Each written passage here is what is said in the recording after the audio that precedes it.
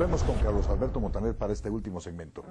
Carlos Alberto, hablemos ahora un poco de la gran dificultad, del gran desafío que se le plantea a los estados modernos en América Latina, y es la irrupción del crimen organizado en los poderes del Estado. Colombia ya pasó por ahí, pero tenemos a México, tenemos a Guatemala, prácticamente toda Centroamérica está teniendo serios problemas cuando ve que la organización criminal internacional se ha logrado filtrar en las estructuras del Estado mismo. ¿Cuáles son tus reflexiones al respecto? Bueno, no solo en América Latina, hay que recordar lo que fueron algunos gobiernos locales en los Estados Unidos en la época de la Prohibición. La ciudad de Chicago era una sentina, era realmente pantano controlado por los gángsters, y se logró limpiar su vida pública. El Estado siempre es objeto de acoso y asedio por los grupos poderosos. En una época pues fueron los grandes empresarios, los cortesanos, los que quieren servirse del poder público. Ahora los grandes capitales están en el tráfico de drogas, así que no debe sorprendernos de que también ellos quieran cooptar al Estado, quieran controlar a los políticos y utilizarlos para su propio beneficio. Lo que pasa es que ahora es mucho más peligroso, porque generalmente los grupos de poder que se acercaban al Estado con el objeto de controlarlo para su propio beneficio, que es la historia de América Latina, no mataban. Estos matan, estos son unos asesinos, estos son una gente que no tiene límites ni tienen escrúpulos, que hacen cosas terribles. De manera que hay que evitar por todos los medios que eso continúe, hay que desalojarlos del poder, hay que meterlos en las cárceles, hay que, por supuesto, combatirlos a sangre y fuego, porque ahí le va la salud al Estado y le va a la sociedad. Si no, vamos a acabar controlados por unos asesinos despiadados que van a poner todas las instituciones a su servicio, cosa que en algunos países ya hay. Nosotros vemos la penetración en el sistema judicial. Yo recuerdo hace unos cuantos años cuando en Colombia se hablaba de los dos metales, ¿no? O el plomo o la plata, o el juez recibía plata o el juez recibía plomo.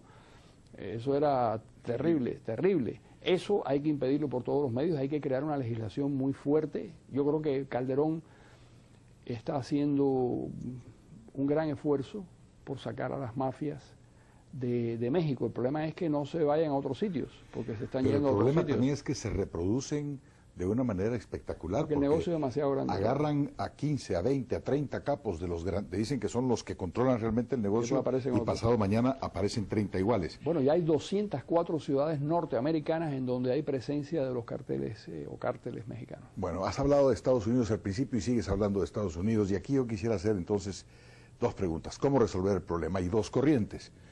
Hay una corriente que cada día toma mucho más fuerza, e incluso un grupo de expresidentes analizando en América Latina la posibilidad de una propuesta para la legalización de los estupefacientes. Ven en la ilegalidad de los estupefacientes la razón primigenia de esta violencia. Un incentivo perverso para las mafias. Sí, para las mafias. Yo coincidiría con ellos. Esa es una ruta. La otra ruta es la que hasta ahora tenemos, donde Washington, el gobierno de los Estados Unidos, tiene una serie de políticas públicas tratando de que América Latina le ayude a contrarrestar precisamente la exportación de las drogas hacia ese gran mercado. Y contradictorias, es decir, por una parte... Y asimétrica. Y asimétricas. Por una parte venden las armas libremente, que luego se utilizan en las matanzas en América Latina, y no quieren ponerle ningún tipo de freno a esa venta de armas de guerra. Por otra parte, ni siquiera hay sanciones muy severas dentro de la sociedad norteamericana para quienes trafican con drogas. Es verdad que hay dentro del territorio norteamericano. Hay 3 millones de personas presas, de las cuales un tercio están relacionados con, que son muchísima gente, relacionados de alguna manera con el tráfico de drogas. Pero yo recuerdo un alcalde de Washington que era un consumidor de cocaína y que después lo reeligen, y que hay una especie de negligencia en la persecución de estos crímenes, o de tolerancia, que me parece que es absolutamente contradictoria. Yo creo que el camino que es muy difícil, pero el camino en primer lugar, despenalizar el consumo de drogas. Si una persona es tan imbécil que decide oler cocaína, o como aquel expresidente brasilero que se ponía la cocaína en supositorios, según contaba su hermano en sus memorias, bueno, eso es una decisión individual terrible, que me parece lamentable, pero es una decisión individual. Sí, Carlos, pero tenemos ahí por el otro lado las consecuencias, por ejemplo, de la legalización del alcohol, que tú citabas la ciudad de Chicago y hablabas de la prohibición, que se acabó. El segundo o tercer lugar de las razones de muerte por accidentes en el mundo es debido al alcohol, por ejemplo. Sí. Entonces, y bueno, ya han surgido una serie de movimientos como Alcohólicos Anónimos y otras instituciones que ayudan a controlar la enfermedad de la adicción al alcohol. Claro. Ahora, el tema de las drogas es mucho más severo en función del deterioro de la misma sociedad.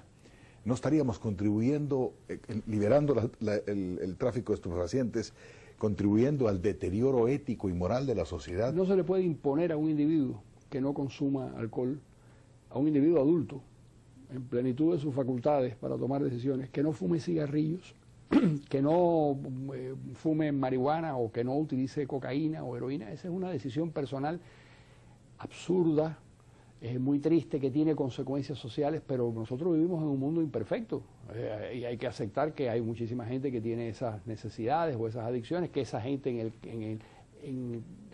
al desplegar esos vicios pueden afectarnos a quienes no los tenemos, pero tenemos que convivir en sociedad y hay que aceptar que esa variedad es inevitable. Además, después de probar durante tantos años con la lucha contra los narcotraficantes y saber que cada vez hay más y cada vez aumenta y sabemos que aumenta el tráfico de drogas porque baja el precio de la droga, lo que quiere decir que si las reglas del mercado funcionan, cada vez hay más cocaína disponible o más crack disponible.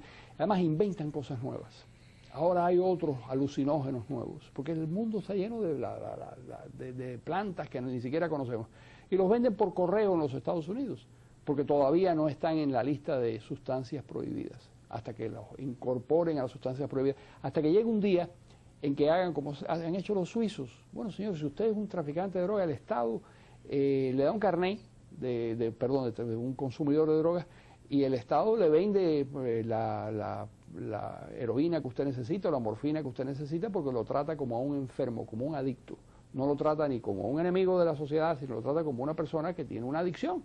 Y es preferible que esa persona le compre la heroína a un laboratorio del Estado y se inyecte en un hospital, que hacerlo en un callejón oscuro con unos traficantes de droga que van a multiplicar el precio tremendamente, que van a tener un enorme poder económico, con lo cual van a comprar políticos y van a generar más problemas de los que existían. Así que la solución suiza, la solución holandesa de permitir que fumen marihuana si quieren fumar marihuana, pues finalmente eso es lo menos malo. ¿Sabes por qué? ¿Por qué se prohibió el alcohol en los Estados Unidos? Por una concesión de los políticos que le iban a dar el voto a las mujeres norteamericanas, y como las mujeres norteamericanas desde el siglo XIX habían mantenido las ligas de temperancia en contra del alcoholismo, para tratar de conquistar el voto de esas mujeres que iban a empezar a votar pronto, les concedieron la prohibición del consumo de alcohol, con lo cual crearon un problema que casi acaba con esta sociedad en una década. Quiere decir que es muy peligroso que la decisión se tome solo por razones electorales. Hace falta un debate social muy amplio que ha habido en los Estados Unidos. Hay mucha gente muy conservadora. Milton Friedman, por ejemplo, era un defensor del derecho de las personas a utilizar drogas si esa era su voluntad. El Estado no tenía que decirle a la persona: usted no puede consumir cocaína, usted no puede. Bueno, si usted es un adulto y es tan imbécil que usted quiere destruir su cerebro, pues no podemos hacer nada por evitarlo, salvo decirle no lo haga porque eso es malo. Como hacemos con el cigarrillo, le ponemos una calavera, le explicamos cómo funciona el enfisema, le decimos no fume, que eso es horroroso desde todo punto de vista, y la gente sigue fumando. Bueno, pues que sigan fumando, ¿qué vamos a hacer? Carlos Alberto, muchas gracias por tu tiempo esta noche. Esperamos tenerte nuevamente en Guatemala, donde siempre eres muy apreciado en tus conferencias.